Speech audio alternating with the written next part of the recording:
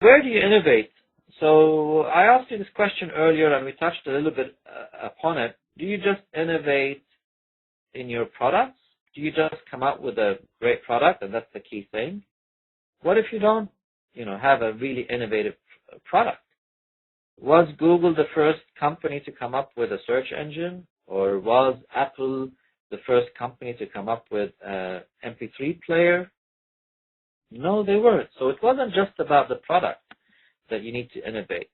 When you look at innovation, you need to look at innovating either the product or the process or the service or the pricing or the business model or the go-to-market model, or all of them or a combination of them. For those that don't know, the go-to-market model is how do you basically sell your products and services. Do you sell them directly? Do you sell them through a channel like a reseller or a retailer? And that is there's also a lot of innovation taking place in this space. When it comes to business model, you've seen recently, specifically with apps, the freemium model being a really effective business model that companies are using. In the next session, we'll be talking more about these different business models that you can work with. So innovation should be at all of these levels. So when you're thinking about your idea, don't just think about it from a product perspective. Think about also these other elements and how can you ensure that your product is really innovating on so many different fronts. A great example of this is Starbucks. Do you think that Starbucks innovated coffee?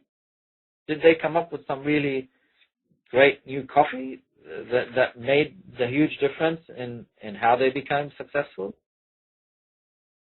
It wasn't really about the coffee. It was, like Muhammad is saying, something about building a brand. So they built the brand. But how did they build the brand? What do you associate with Starbucks once you see that brand? You associate a great experience, a place where you can go, wherever you go in any branch around the world, you'd basically have a similar level of experience. You'd find comfortable chairs to sit in. You'll find a place in which you can actually do your work. You can do your meetings. So, and by the way, they sell some coffee as well. So they've created this whole experience, and that's where they really innovated. They weren't the first coffee shop to open up. There were many coffee shops before them, but they did create this whole experience, which proved to be very successful for them. Involved in innovation. Innovation has to be really at all levels. You need to be involved as a leader of your venture, of your idea, but also your teams, whoever is working with you, whoever is supplying you with products and services, and your users and clients.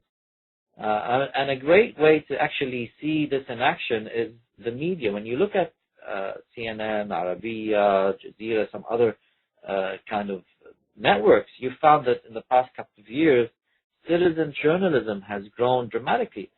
That's where the media has allowed users to actually build the content and innovate on their behalf. You can see this also happening with Facebook in terms of people posting stuff and coming up with new ideas. You see this on YouTube where people are, contributing to it. So innovation should be at all levels. Of course, you need to lead it as the head of your venture, but at the same time, you need to make sure that you allow others in your team and in your network, whether you're suppliers, like we said, users or clients, to also be able to innovate with you.